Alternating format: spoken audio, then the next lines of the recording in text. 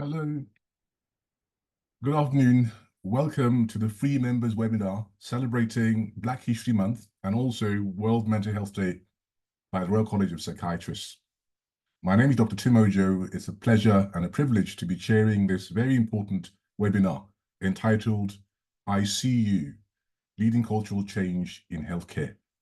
We've assembled a stellar panel of speakers, and before I introduce them in turn, I just want to do a bit of housekeeping.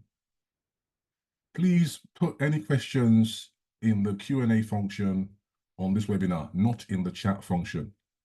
Questions will be answered in the main at the plenary at the end of this session.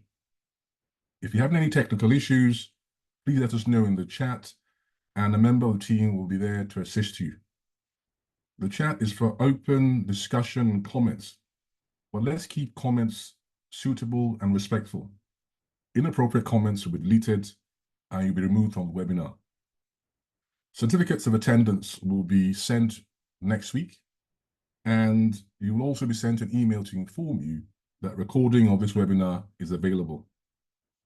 We have 3 speakers, but I'm aware that one of our speakers might have some problems getting onto the webinar. So if you have to change program order, bear with us.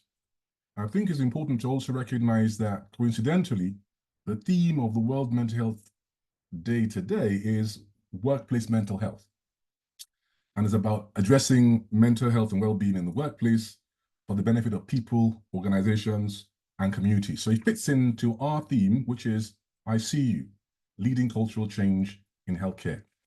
So our first speaker is Ms. Ashiedu Joel. She's the founder of Ashiedu Consults Limited, an equity, diversity, and inclusive leadership and cultural capital company. She's an experienced practitioner and has held several strategic and governance appointments. She has over 2 decades experience of supporting organizations, groups, and individuals, and her practices focus on engaging and dialoguing constructively across racial, cultural, and socioeconomic environments. She's got a number of fellowships and non-executive directorships and trustee relationships. She's a certified advanced cultural intelligence trainer and facilitator, and she's also an elected council member for Leicester City. So I'm sure you'll be with me in welcoming Ashiedu Joel as our first speaker for the webinar. Thank you. Good evening, or rather good afternoon, Tim and everybody, fellow panelists. Thank you very much for the invitation to join this Black History Month event. So the ask by our very able Dr. Chingwe and the leading committee was to talk about the theme of I See You and leading cultural change from a range of perspectives. So I will be speaking on leading cultural change in healthcare from a community perspective. And I have deliberately opted to do this because of the range of roles and spaces which I've been fortunate enough to find myself in. So when we talk about the culture of any organization, and the NHS being one of the biggest employers in the UK, we're effectively talking about attitudes or behaviors and responses of the individuals that lead, work, and actually are part of the makeup of those organizations. So from a community perspective, this is really critical, especially when we're talking about how it aligns with healthcare provision. So leading cultural change in the healthcare from a community perspective involves a collaborative approach that seeks to prioritize the values, the needs, the lived experiences of patients, families, and local communities. It focuses on transforming the way healthcare systems interact with the people it serves. So I am local to Leicester, but have the opportunity to engage nationally. And so it is of interest to me to see how each particular region and area prioritizes those needs and specific challenges which are unique to the patient population that is being served. So another focus is that healthcare has to be equitable. It needs to be culturally sensitive and appropriate, but most importantly, it needs to be patient-centered. And as leaders within the healthcare space, coming from a community perspective, a few points for me to address. One is that it is critical that as leaders within the community space, when aligning or engaging within the healthcare sector, is that we seek to build and develop trust. Trust is a key factor in any successful change program, especially when we're talking about cultural change. So in community settings and in community engagement spaces, healthcare systems often face a lot of mistrust, particularly within marginalized communities. This is often due to historical or systemic inequities, very poor patient experiences, and sometimes just a lack of understanding of the needs of those communities that we're trying to serve. And from my experience, in order to address the issue of trust and relationship building, some of the ways in which I have seen success achieved is by true engagement. So, and what do I mean by engagement? It is not just by paying lip service to those communities, but seeking to engage with those who are at the heart of it, to understand what the needs are and why, or they may or may not choose to engage with the offers that we put before them. We need to be able to demonstrate a true commitment to both transparency and accountability. We need to be willing and able to partner with community-based organizations that already have very strong relationships with the residents. Again, this is something that in my role, both as counsellor and also within the non-exec space, I often challenge and champion for this to happen. A second point for me would be incorporating cultural competence, as most people within the community space like to call it. But for those who are sort of more versed, is often referred to as cultural intelligence. But cultural competence refers to the ability of individuals, organizations, or leaders to understand and respect the cultural differences of the communities that they serve, particularly the patients, since we're talking about, the healthcare space here. It is critical for us to understand these differences because it enables us then to work towards eliminating disparities and improve patient outcomes. So some of the ways which, again, in the community space, from the different roles that I've been involved in, where success has happened is, one, the true and active participation of leaders and all workers in improving their understanding and knowledge around cultural competency, cultural intelligence training around specific areas. So in this case, healthcare and health provision. Fortunately, we have one of our speakers who this is, her forte. Hiring and working and developing and growing a diverse workforce that reflects the communities and the demographics that we serve.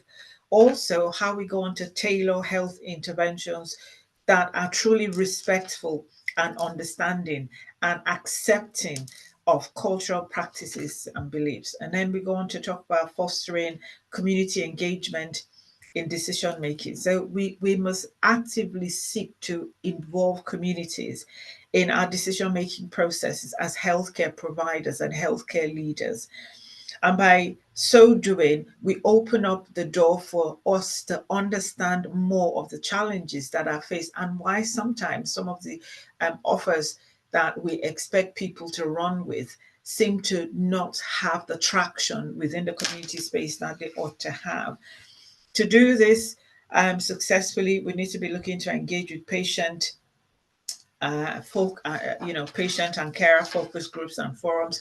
We need to start to look quite actively. I know that this is happening already within, lots of NHS spaces and discourse, but we need to be more intentional about co-designing healthcare initiatives and seeking to drive policy reforms that are representative of not just providers now, but also patients and local community groups, because some of them do actually work in spaces and in situations that we don't often have the opportunity within the core healthcare space to access. Another point will be looking at how we address health disparities. So many communities, especially those from the lower socioeconomic status, often experience quite significant health disparities. And to be able to challenge how we address this, we need to start to look quite critically at how we identify and eliminate systemic biases within the healthcare delivery system. We need to look actively at how we develop programs that target specific health challenges within communities. And sometimes we need to start to think about bespoke provisions. We need to look at how, when we talk about ensuring access for all, what does that really mean when we talk about ensuring access for all? Another point is promoting health literacy. This again, focuses on how we choose and do communicate with our patients. So as healthcare providers, we need to ensure that all of the individuals, regardless of the level or scope or type of education or language proficiency, can understand their health conditions and treatment options. A lot of the time I see people saying, well, we provide, translation service. That doesn't cut it. That you have a translator there does not mean that you have actually fulfilled due diligence in all regards to ensuring that this person understands their health conditions, their treatment options, and the psychological impact of the information. How are we dealing with that? So we need to start to look at how we dialogue with patients and their families, and how we provide opportunities to clarify situations or questions around doubts as to what type or sort of treatment we're asking people to access. Then we come to integrating the social determinants of health.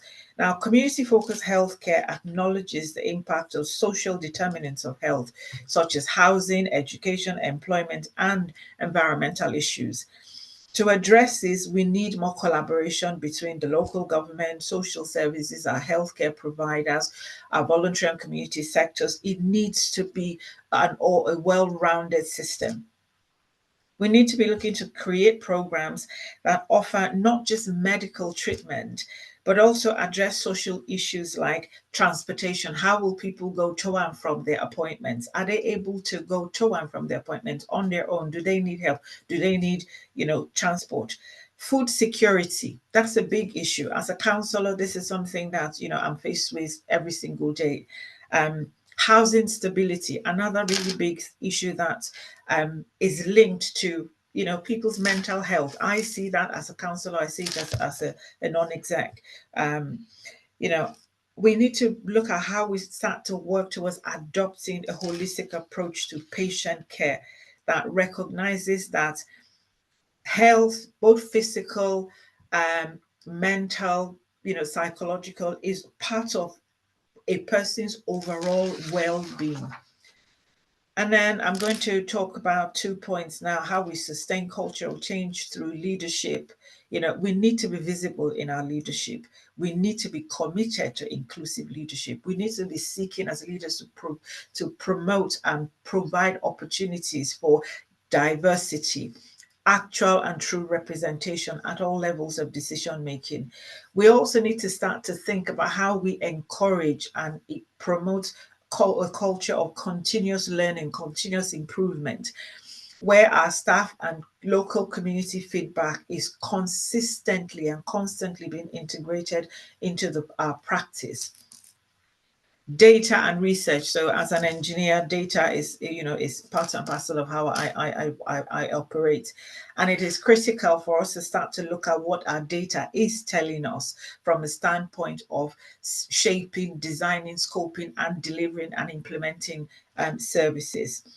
So to conclude, when we talk about leading cultural change in the healthcare from a community perspective, this requires that as leaders, we operate from a standpoint of having a mindset that is geared towards shifting from a top-down approach to service delivery to one that truly integrates the voices, the needs of those most affected by the health service and health offers that we provide. By building trust, by fostering inclusion, addressing broader social and socioeconomic determinants of health. As healthcare leaders, we stand a very good chance to create a system that is more equitable, it is responsive, and attuned to the diversity of the populations that we serve. Thank you.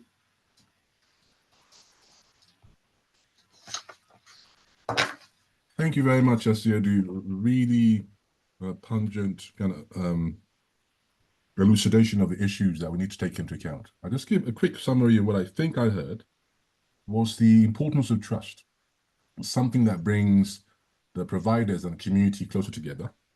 Yes. The notion that cultural competence allows you to engage better with the communities you're trying to provide care for. Some notion that diversification and equitable access to staffing positions means that the providers resemble the communities that they're serving. Exactly. But also understanding the tailored nature of the inputs required for individual patients in their context that takes into account structural inequalities and personal requirements, whether it's mobility limitations and such like. So you've opened up a very, very rich seam of kind of thought-provoking consideration, which I'm sure we'll pick up again in the plenary at the end. So thank you very much for that. Without further ado, I think our second speaker is available, from what I understand. Is Jennifer there?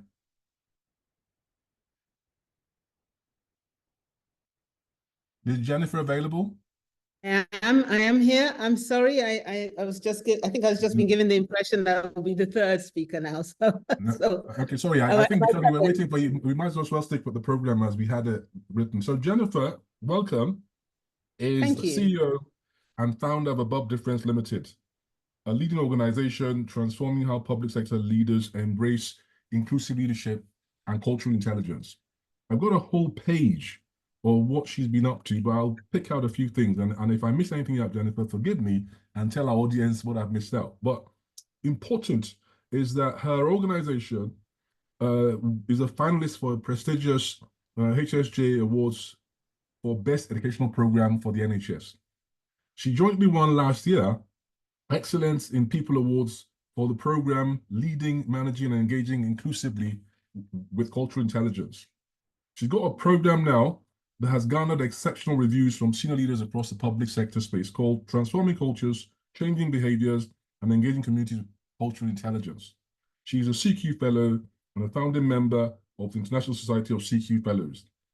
She's got so many accreditations, which I couldn't go through all of them, but I'll just say one of her notable sayings is, when leaders lead well, they lead all their people well. So I think that's a good step-up point.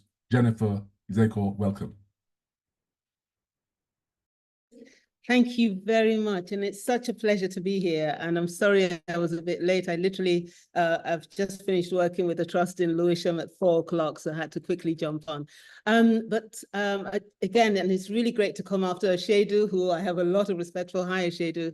What I thought I might do, and I hope you don't mind, I know I've only got 15 minutes, but I'm just going to take you through a number of slides just to tell you a little bit about how we work with organizations. And as Tim says, Above Difference, our whole thing is about working with organizations to make them more inclusive, but particular focus on leadership. And I came into that having worked with leaders across the public sector, being a leader myself. My last role was as a commissioner with the Independent Police Complaints Commission.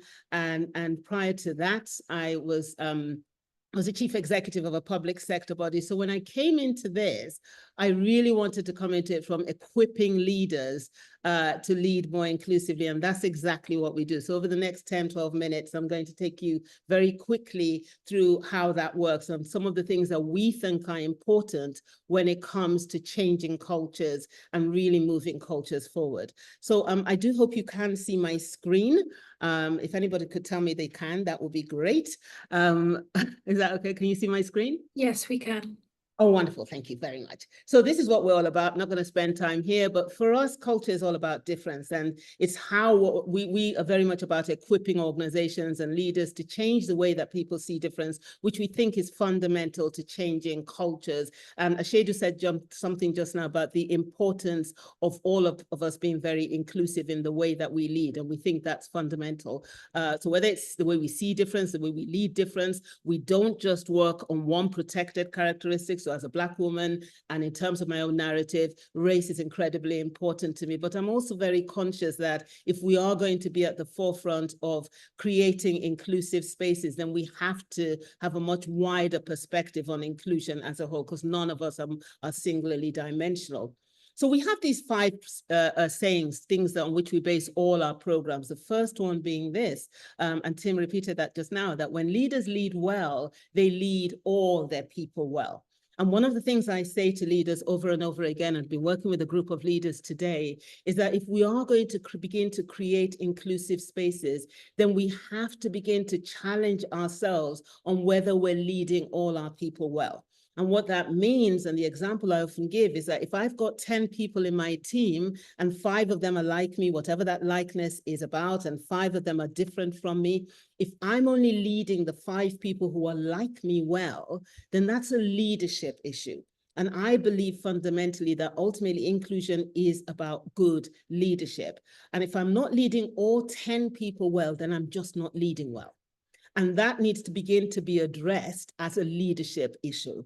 And so what I'm trying to move people away from is looking at inclusion as being a poor relative of leadership. So I kind of do the leadership well, I just don't have time to do the EDI well, or I'm still trying to learn how to do the EDI bit well. If you're not inclusive in your leadership, then you're just not leading well. And that's a fundamental cultural change in terms of how we view the issue of inclusion. Why do I think that's important? Because I think all people deserve to be well led. And that might sound like a very simplistic saying, but it's absolutely the truth. Again, if we're going to create cultures that are inclusive, then we have to start being intentional in recognizing that everybody, irrespective of their background, their needs, where they come from, they deserve leaders who will support them, who will allow them and to be the best at what it is that they're trying to do, who will value them and value their difference, irrespective of what that difference is, and be intentional in creating ways of leading them well. But having said so, we are tribal, we're human, we're tribal, so which means that inclusive leadership doesn't come easy to any of us. And inclusive leadership is absolutely fundamental to creating cultures where inclusion happens. It doesn't come naturally to any of us. And one of the biggest mistakes we make is think that because we're leaders, we're automatically inclusive leaders. And what I often say to leaders is it's about being intentional. We have to be culturally intelligent, which means that we have to have the capabilities and skills to engage effectively across diverse cultures and difference. We need to be value-driven leaders who understand the importance of vision and actually change leaders who understand the context that if we are going to change cultures, then we have to understand the science of change. And change doesn't just happen because we want it to, and there's loads of evidence to support that. It happens when we lead change properly, where we get on people on what I call getting people on that bus and really understanding where we're trying to get to and how we're going to make change happen. And that requires organizations who recognize the importance of actually not just promoting people into leadership positions because they're good at the technical aspect of their job, which is often what happens across the public sector, but actually promoting people And even if they're not at the time they become senior leaders, good people leaders, investing in them to become leaders who are able to lead all their people well. And from what I see, having been in the public sector and now working with, and over the last 4 or 5 years, probably over 5,000-6,000 leaders across the public sector, fundamentally, we're not investing enough in creating good people leaders. And too often we're promoting people just simply because of the technical aspects of their job, and then putting them in charge of diverse teams, and things tend to go wrong from there. And that's something that I'm not sure we're addressing as well as we want to. And of course, there's a personal responsibility on all leaders to develop their cultural intelligence and inclusive leadership if they are going to lead all people well. So when it comes to cultural change, we think that one of the things that's fundamental, or our model is based on this premise, that there are 5 key aspects to creating real cultural change. One is that we do need leaders and spaces to be culturally intelligent, which means that we need to develop leaders who are able to work effectively across diverse cultures and relate effectively across those diverse cultures. But we also need spaces, workplaces, and cultures that are culturally intelligent, that are welcoming and inclusive of diverse cultures. We need leaders to be more value-driven, to understand what that actually means, how their own values, and I'm not talking about the values that we have on our websites or indeed on the various pages, but actually bringing in value-driven leadership, because it is value-driven leadership, leaders who understand the importance of leading all people well. And it's also organizations who promote that, who are more value-driven in the way they pursue inclusion. And we need to be intentionally inclusive and move away from thinking that that's a kind of buy one, get one free approach, because inclusion doesn't just happen, it's an act. And there needs to be real intention behind that at every level, whether that's in terms of our patients and our communities, as Ashiedu both just articulated so clearly in terms of what we're doing to get people in and make it an inclusive space. We call it getting those fences down, or whether it is in the way that we create workspaces.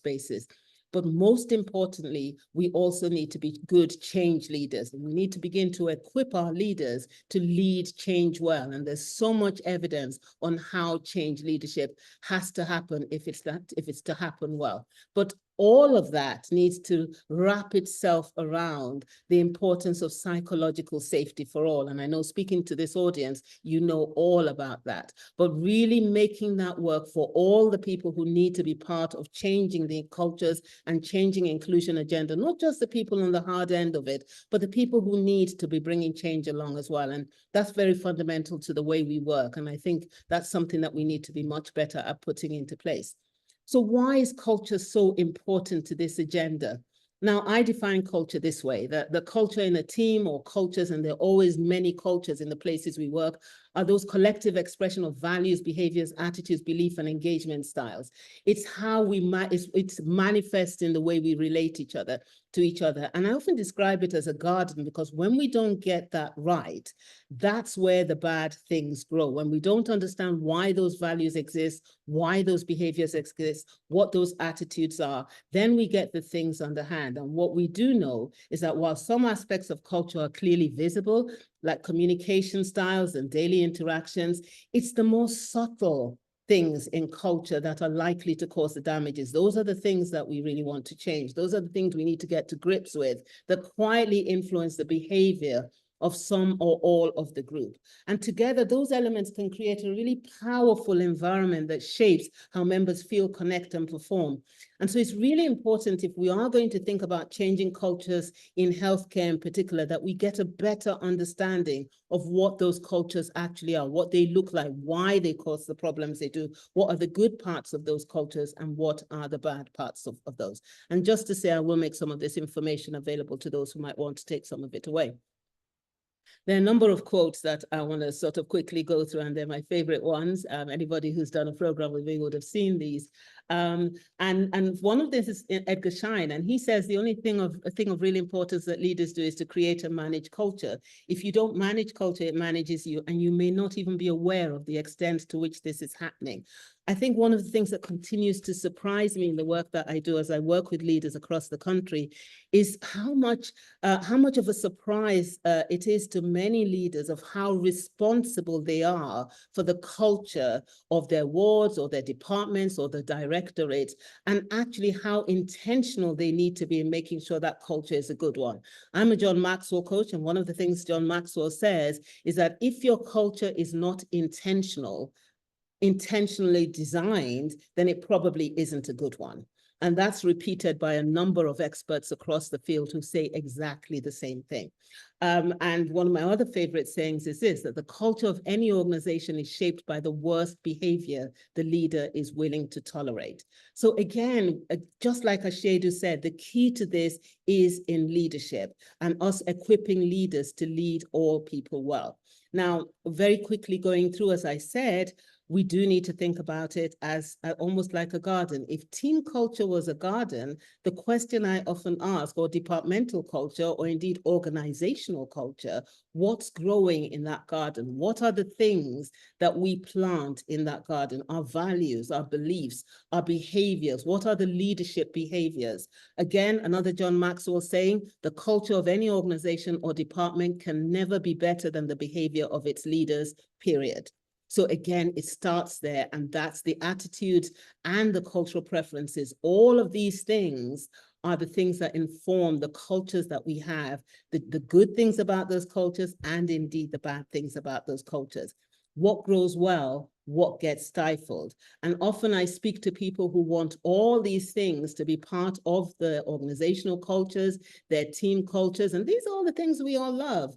But unfortunately, what happens is that we also unwittingly plant all of these things too. And these things slowly begin to stifle out the things that we really want, the negativity, the low morale, the toxic team cultures. And until we become more intentional in designing the cultures that we have, we will continue to have these very mixed gardens where these negative things overpower and stifle the really good things that we're beginning to create. Now, what works? I've got a whole handout on this. So for those of you who've got a phone, and I will give this to Rianne to circulate, take a picture of this, and what you will find in there is a handout from us, my gift to you for this survey that we use for our training, for this webinar that we use for our training programs, that list 4 things. They're not the end of the picture, but there are 4 things that can help us begin to identify good cultures. It's about having a vision of what good looks like. It's about being clear on what it is that we're trying to put in place. It's definitely about leadership behaviors. It's about leadership behaviors, and it's about a whole number of other things that I've listed in that handout. But I think the one word that I'd like to leave you with is intentionality. Culture has got to be intentional in its design if it is to be inclusive. And if we just assume that it's going to happen by default, then all the experts in organizational culture tell us that it will not happen. So how do we equip our leaders to be leaders who lead all their people well and are equipped to design and facilitate inclusive cultures? That's what we're working on with many of your colleagues across the health sector. That's what gets me up in the morning. And I hope it has been of some use to you. And I look forward to being part of the panel. Thank you.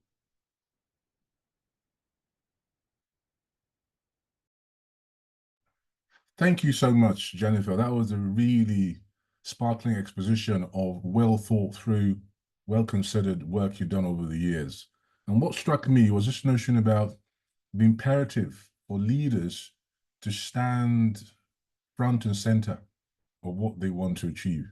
And I thought about the notion of praxis, this notion of the embodied working through of your values. And finally, before I segue on to our next speaker, there's a big issue about the say-do gap. That many organizations say or tell a good story about culture, about inclusivity, but actually in the doing, in the behaviors observed in the leadership cadre is where you actually pick up whether a culture is actually the right or wrong culture. So I'm sure you're going to have very interesting questions at the plenary. But thank you so much for that. That was very, very interesting. Our final speaker is Dr. Buki Adeyemo. She's Chief Executive of North Staffordshire Combined Healthcare NHS Trust. She was announced as the Chief Executive on the 14th of December 2023, having previously served as the Trust's interim Chief Executive from December 2021 and the Medical Director from 2012. She started her medical career in Nigeria and graduated from the University of Lagos. She came to work in the NHS in 1997 and spent the majority of her career to date working in North Staffordshire. She's a duly qualified old age and adult psychiatrist and became a consultant old age psychiatrist in 2007 at Combined Healthcare. During her career, she specialized in medical education and psychological therapies. She is the NHS Chief Executive Representative on the Mental Health Network Board at the NHS Confederation, was a member of the Association of Black Psychiatrists, part of the Royal College of Psychiatrists, and of the Black Women in Health Network. She can talk to us from the perspective of a medical leader, chief executive, on behalf of herself, staff, and people that they serve. Welcome, Dr. Adeyemo. Thank you very much. And I count it as a privilege to have been invited to share my thoughts on leading cultural change in healthcare.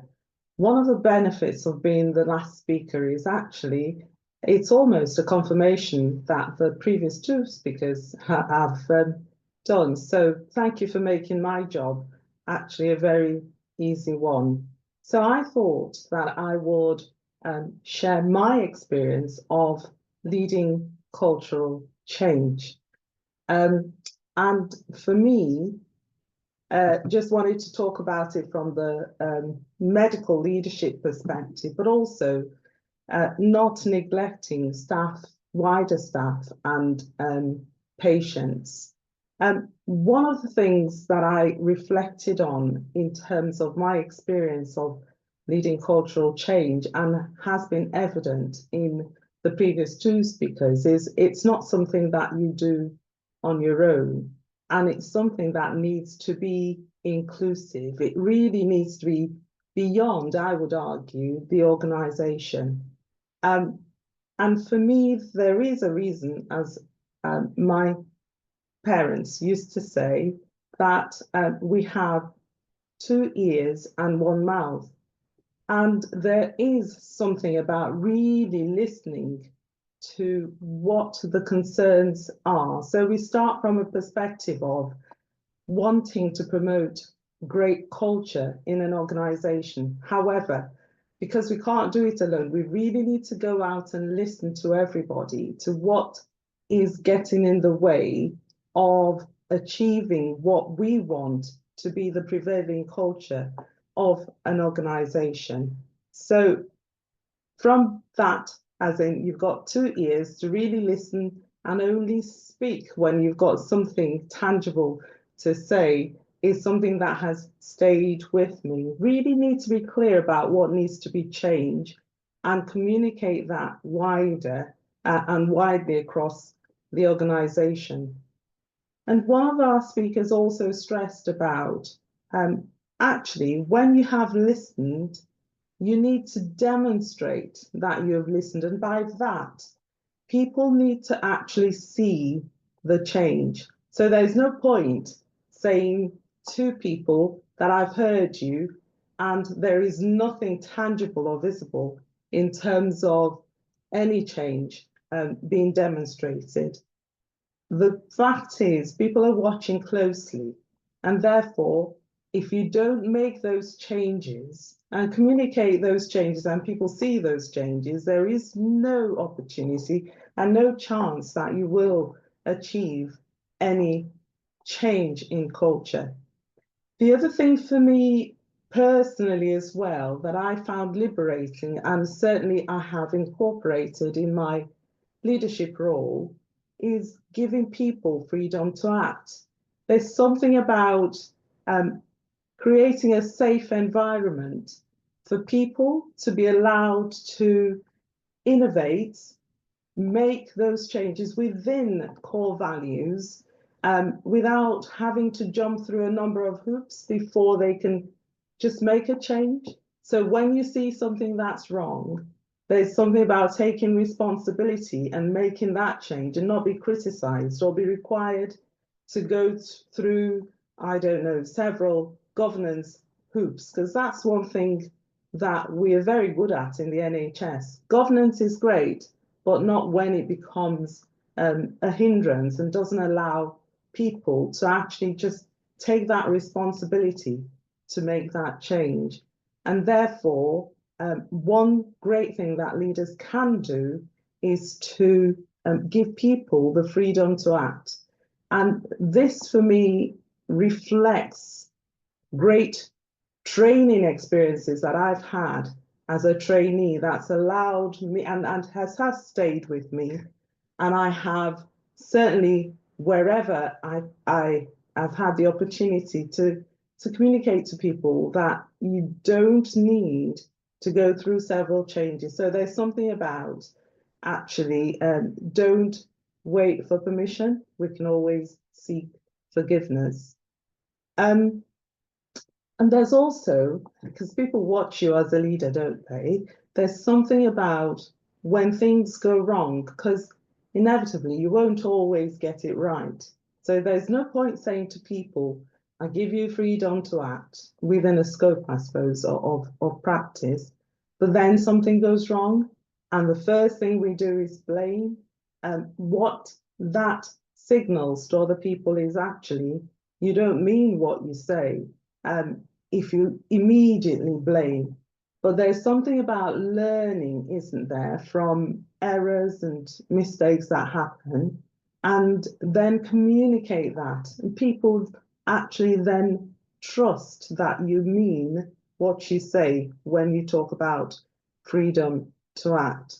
And there is the importance of recognition when people have achieved, because that does go a long way to motivating others, to show that you really value when people have achieved something from being innovative in the way they act.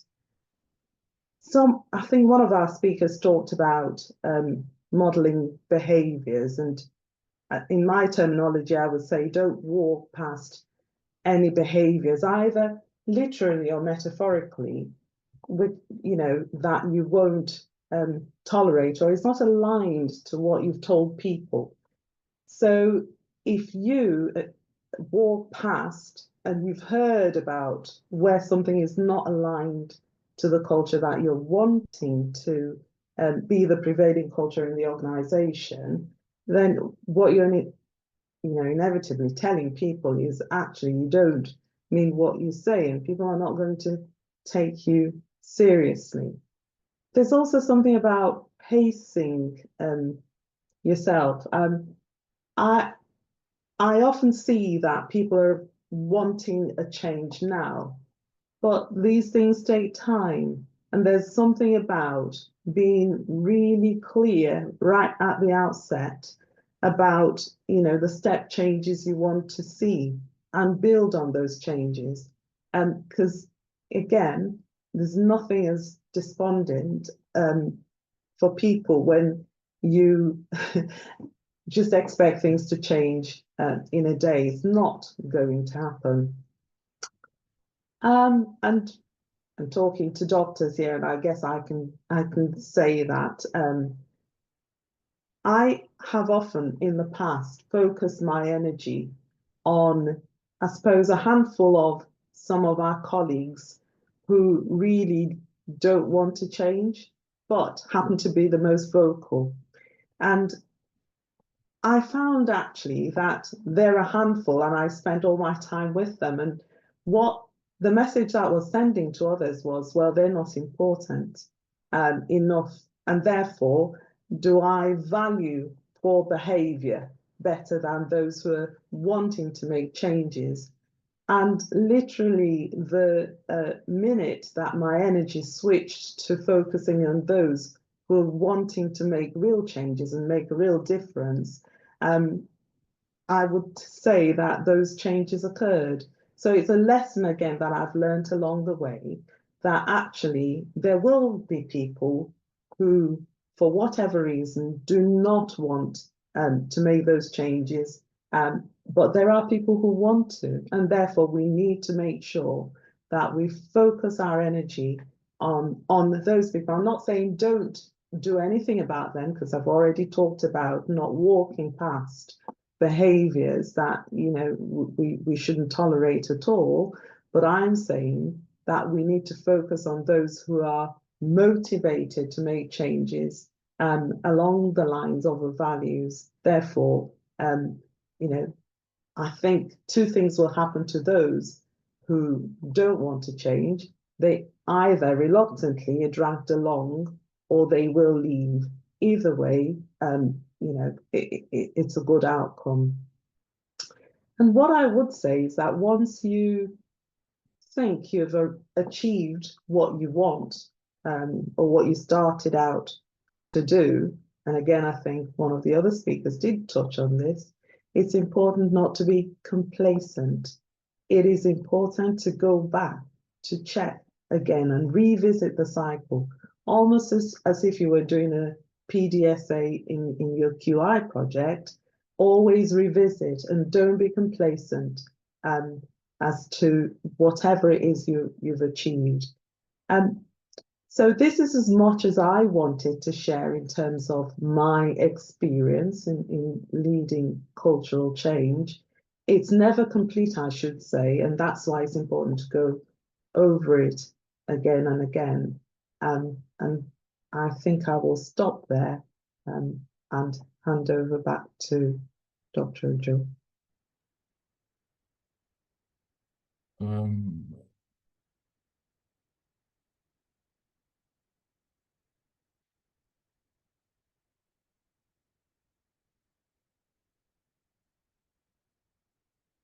Thank you very much, Dr. Adeyemo. That was a very carefully considered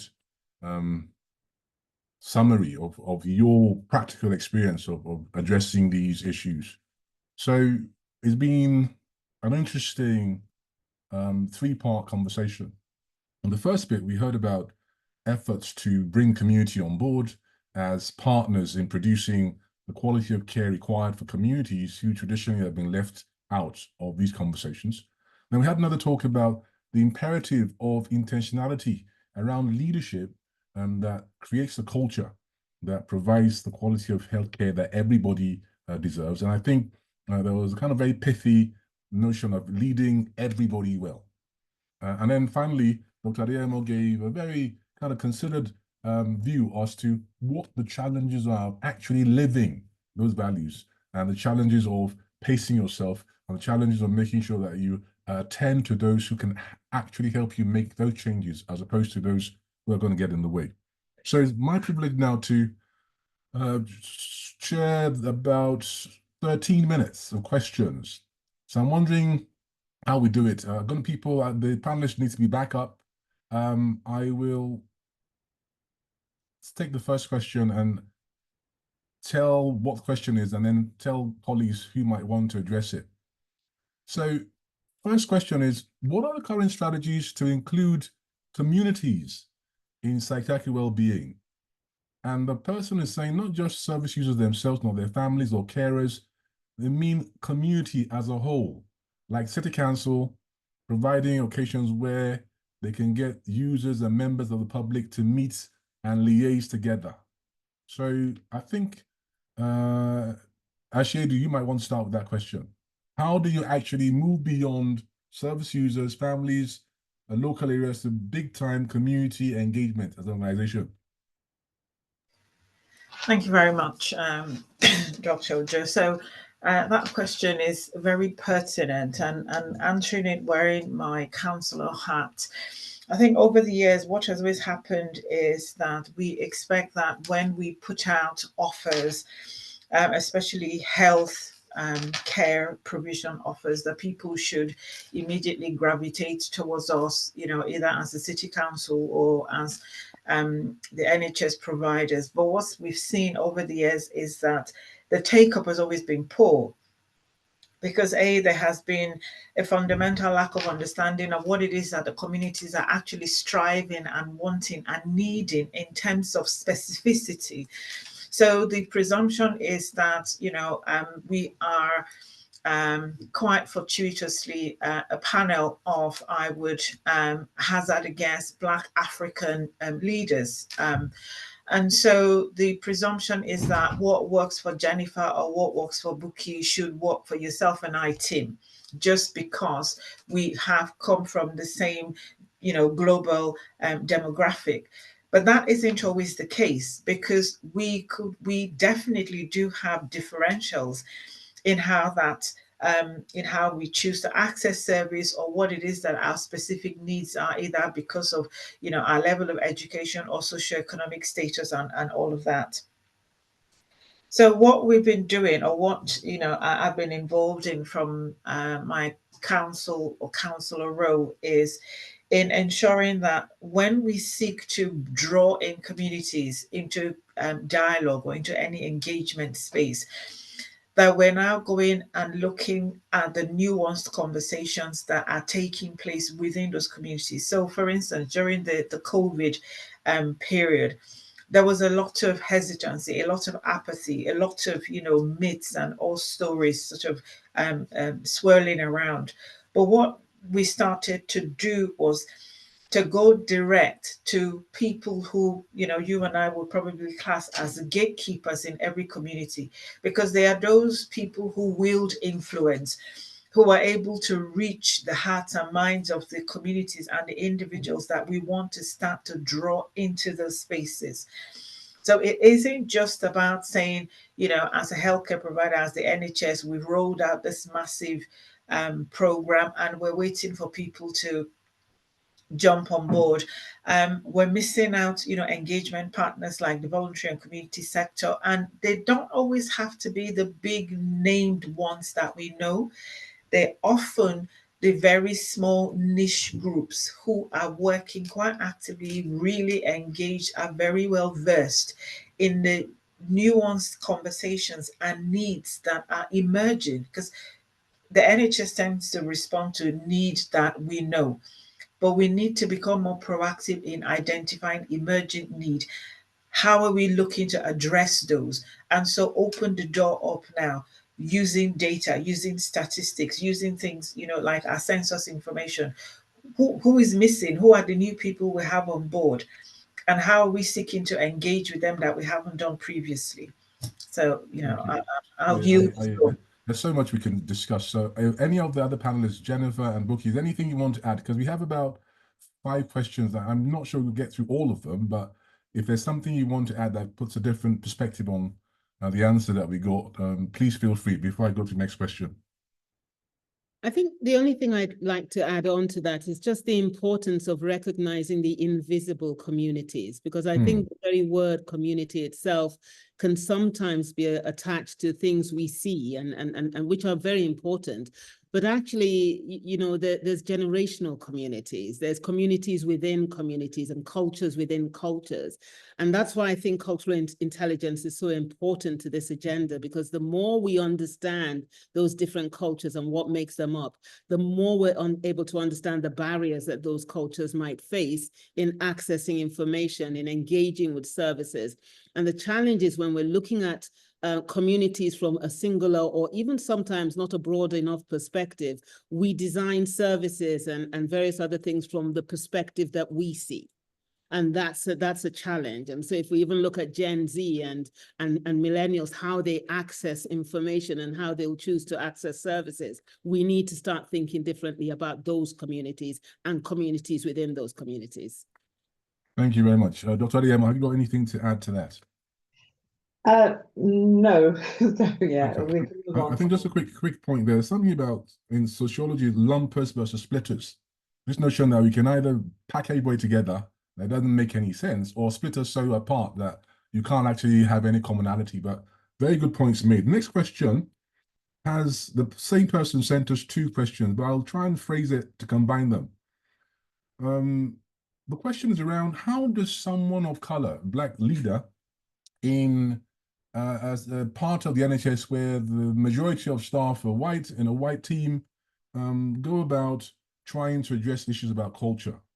And the corollary of that is, how does that leader cope with the risk of being victimized or bullied because they're different? So I'll start with Dr. Adeyemo. Any thoughts on that?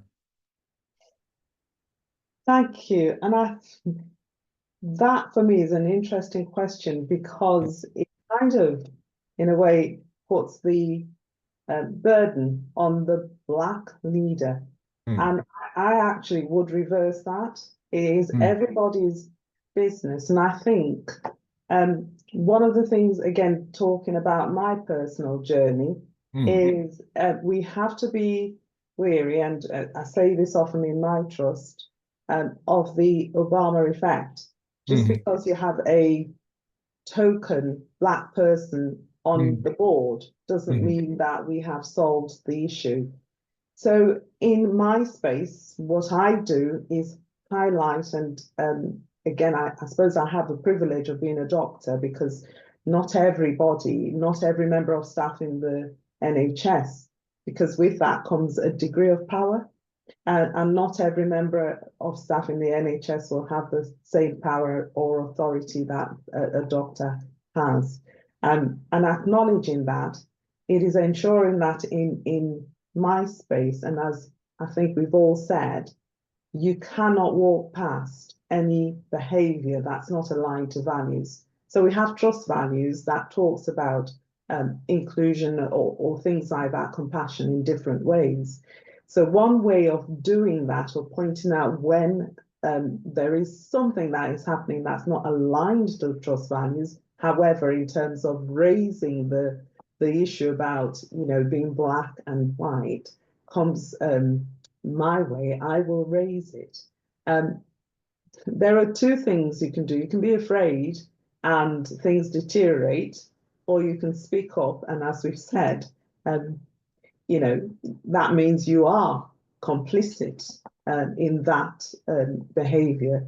Is, well, the worst thing that can happen is that, sorry, you lose your job. I'm saying that, recognizing that there is some degree and authority that comes from there. But I would start from saying it is not our duty as Black leaders to point out that, you know, the inclusion bit.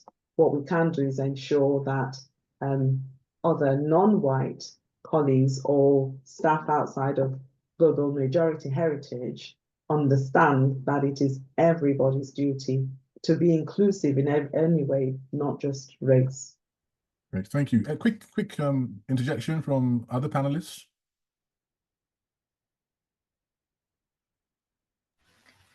Just to, yes, I think I completely agree with what Dr. Adeyemo said. There's also the challenge of the particular Black leader feeling like they are bearing, you know, an unnatural burden. When we start to project those type of expectations and feelings onto them, you know, so it's critical to understand that we need to be mindful of the well-being and welfare of the people we choose and appoint as leaders. And when we put such unhealthy and unnatural expectations, that because you are the Black leader, and so you assume this position of correcting everybody, that to me is not an example, you know, of just a compassionate culture which the NHS is looking to draw into the way it does business. Thank you very much. Jennifer, any quick comments from your end? Just very quick things, and I don't know if this is in the personal experience of the person who asked the question, but a couple of things I'd say. I think your self-care is incredibly important, and I would add on to what my previous two speakers have said as well, but do think about your self-care if you're in that position. Today's World Mental Health Day. You really have to be intentional in taking responsibility for protecting yourself and not carrying burdens that are not yours to carry. I think the second tip I would say is find allies. You know, I have found in my experience, and, you know, anybody who knows me knows that I had some particular tough experiences working in the field I did and being one of the sort of a few Black people and leaders in that field. But what I can also say is that there are a lot of allies who may not look like you, who will fight your corner, who will support you. So even among that sort of non-Black population, find your allies. Find your networks, find your tribe. That's incredibly important. Never be out there on your own trying to fight battles. It really is a recipe for disaster for your own emotional and mental health. And I've seen too many Black leaders burnt at that particular stake. So find your allies. focus on developing yourself as a leader and role modeling. I always say to Black leaders, give what you're asking for. You know, be an inclusive leader yourself, because there's lots of difference out there, and be the change that you want to see. There are no easy answers to these things, but I think looking after yourself, allying, being part of networks, wherever they may be, cross-country networks, if you don't have them locally, focusing on developing yourself as a leader and be the change that you want to see. But thank you so much. I'm going to have to draw it to a close. There was one last question, which I think was a provocation in the right sense of the word, around why there's still need for DEI type conversations. Haven't we done enough to make the change possible? I think the answer is self-evident, that there's still a long way to go. There's lots been done, a long way to go. But this has been an opportunity to hear from 3 leaders who've given us their different perspectives on the central question, seeing people and helping to lead cultural change that will enhance the quality of healthcare for all of us. It's been a privilege. So thank you, Ashiedu. Thank you, Jennifer. Thank you, Buki. Thank you for those listening on the webinar. There will be a copy of this recording at some point, and there's a kind of feedback form that you should fill, but it's been a privilege. Thank you so much, and have a lovely evening. Thank you.